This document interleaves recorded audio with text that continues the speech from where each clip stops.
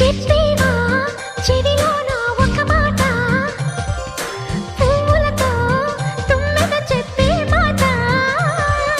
నీ చిరునవ్వు సాక్షిగా తాజ్ మహల్ నాదట, నీ పెదవంచు సాక్షిగా షాజహాను నేనట. నీ తీయని ప్రేమకి నా పెదవే నజరానా, నీ బయటకి నేనిక బానిసనే నెరజానా.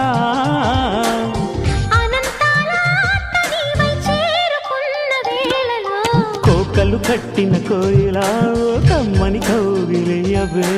తేనెలు మరిగిన తుమ్మెద కను చూపుల గారడి చేయకే.